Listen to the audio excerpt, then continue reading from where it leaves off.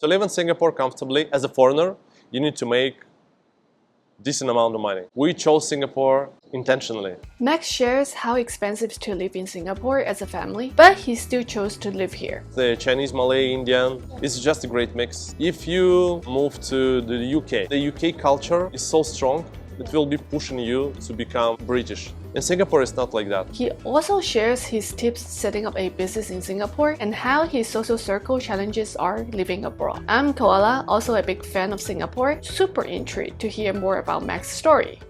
You've been here for 5.5 years so far. Yeah, 5.5 years, yeah. I think it's so hard to move here and start your own business. How you become entrepreneurs and start everything by yourself? No, I actually started back in Russia. Yeah. So it was like 10 years ago. I'm not sure if I remember my first client. After like 3 years, like 4 years in Kirker, I was like, oh, what do I want to do next? And I would start like considering, okay, MBA, and I actually like got a job in P&G.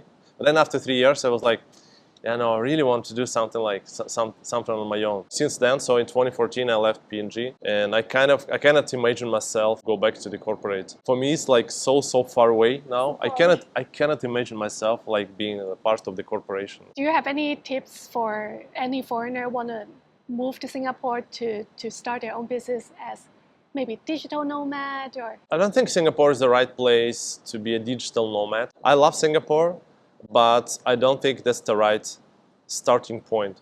I think it's much easier to start when you're in Bali or Phuket or even in KL, in Kuala Lumpur. So if you're just starting out, it's easier to start there. And then if you love Singapore and you're already like making some money, then you move to Singapore. Do you have any Singaporean clients? 90% of the clients of my YouTube program, it's called SHIM, Side Hustle Tube Mastery, they are Singaporeans. We started with Singapore, then we expanded to Malaysia, then we expanded to India. Do you feel like YouTube is getting too competitive now?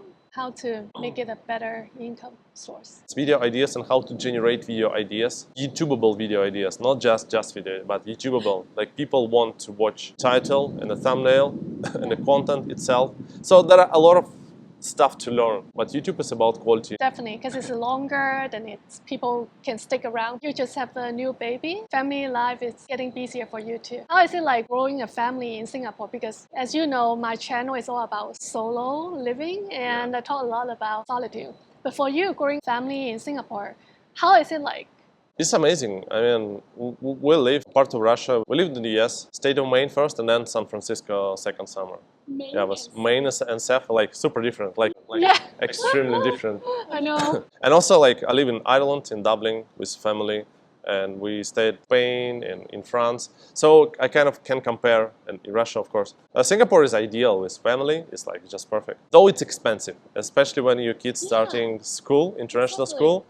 As a foreigner, for me, it's like super difficult to get into local school. International.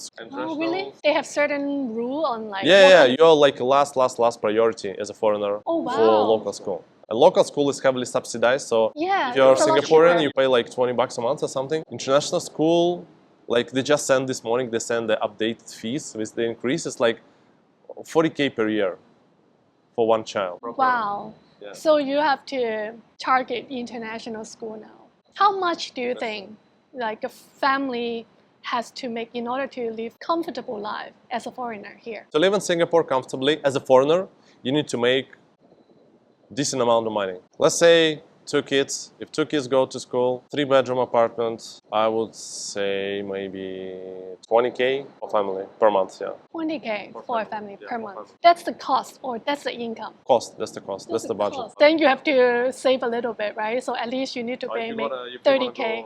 Yeah. Oh gosh. Then why do you still choose to live in Singapore as a whole family? It's so expensive. Like, the whole family could be a lot cheaper elsewhere. Yeah, but that's only one criteria, right? There are... what are the other criteria? There are a bunch of criteria. Okay, in terms of schools and the kids, it's like super international in terms of the, let's say, profile of kids in my daughter's school. Where are they from? Any like Western and Asian country, but not so much like African or Latin African, not so American? much. Not so many South American. And I speak different languages. My daughter speaks like, she's native in Russian and English, and she's fluent in Chinese. Oh, so really? It's basically like 3 languages. So in international school, they require you to have two languages? No, but most of the kids, they speak at least two languages. Wow. So yeah, that's why. She probably speaks Chinese than most of the Singaporean here. Actually, a lot of Singaporeans don't really know how Yeah. to speak Chinese. Yeah. Yeah. Especially in like millennial Gen Z, they don't learn that much. I love the place. It's like super vibrant, super comfortable. I'm a more like a social person. So in Singapore, all types of people, you can find all types of people different doing all kind of jobs. And just the cross-culture aspect. Like, I don't want to sound like cliche, but really like, because the Chinese, Malay, Indian, and the rest, like they all mix, the mixing, Yeah. it's just a great mix. Let me put it this way. If you move to the UK is the UK culture is so strong, it will be pushing you to become British to some extent. You need to change and you will change your personality. You need to change, you will change your identity. In Singapore, it's not like that. Singapore can kind of allow you to, you're Russian, stay Russian. Like you can stay in your even like a social circle of Russians or Americans or British or French. How big is a Russian circle in Singapore? Russian speakers is like 10K, 10,000. Where are they like hanging out usually? I've never seen them except like you and Archer. Guy without PR got rejected twice. They don't give you PR I'm because not- they know you're a spy from Russia. Yeah, I think they see my dossier like, oh, that's spy again. There's another thing about Singapore, there are no bubbles. So Russians are spread out. Some French live in Serangoon, next to the French school. The French community is huge. It's like Huge. 30, 40K. Yeah. It's one of the largest. I think British is number one. It's like 50K. I thought Australian would be number one. A lot of Australians, yeah, also. Very interesting. I didn't even know about this. What kind of close friends do you have in Singapore? Where are they from? I have a good friend from France. A good American friend. He left Singapore recently. Russian friend also left Singapore. Some Singaporeans through, I played this game called Spike Ball. So I have like a couple of Singaporean friends from there. And like this the friends, but a lot of like not close friends, but just second tier friends. Second tier friend. not the way Like, to describe friends. tier but- 1, 2. I'm They are the like- same. I categorize them. Do you feel hard to get into the local circle when you live in Singapore? Not really.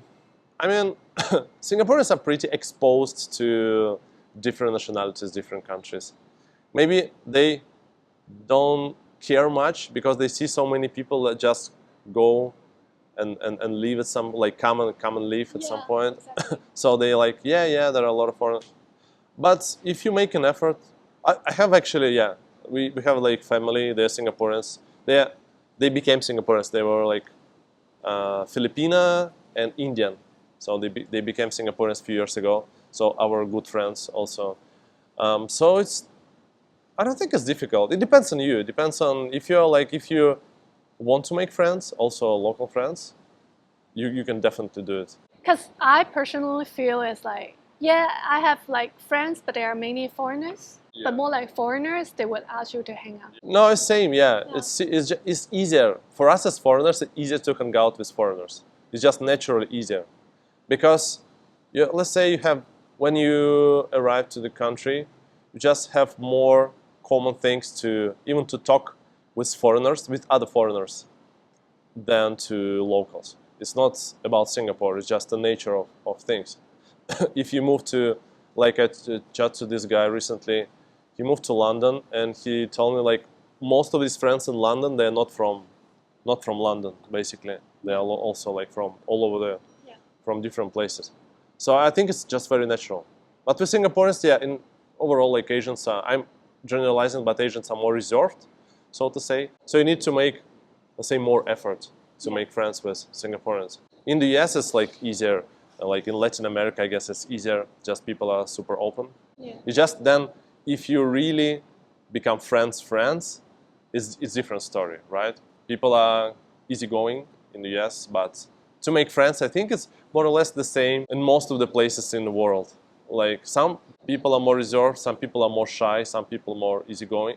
But then to make really good friends with people, it's kind of, you need to resonate, you need to have like similar values, and it's more or less similar to. And how long do you plan to live here for? So because I lived in so many places, we chose Singapore intentionally. I know some people just sent by the company to Singapore for an assignment or two, and then they decide, oh, I want to stay or I want to leave. We chose Singapore intentionally. And so that's why we came Singapore intentionally, and then we would love to like be permanent in Singapore. Yeah. Depends on Singapore if it's like mutual, same. if it's the same, yeah. How's your PR application so far? The first one was rejected, and so we at some point will apply again. When was the first one? Last year, So after you live here for 3 years, you apply for the first one. like 4 years. You waited quite a long time. Second one, did you submit yet? No, yet it needs to be something like need to be some changes in your life, some significant, as they say, significant changes. Yeah. And then we're waiting for these significant changes. Waiting for your new kid. You probably want one national service, man. How well you integrated the kids, family, boys, then money, then money plays a role for sure. Business, career, like how successful you are. Yeah. Yeah, I think that's the main ones. Yeah. Yeah. Like connection with the place, money, business, career, and the family. Yeah, that's true. Because I have a friend, American friend. He got the Singaporean PR, and he doesn't even work anymore now because he just like bring in his savings, and he got a citizenship. Sometimes we feel like, yeah, it doesn't really matter if you have a job or not, and as long as you bring in one of the significant amount of things. Amazing. Well, thanks so much for sharing. We can Don't see forget to something subscribe. here. Yeah. Yeah, don't forget to subscribe. Both of our channels. Okay. Both of our channel. Yeah. What we're checking. We'll also be checking. we have all the analytics at the back. Mhm, Check. mhm.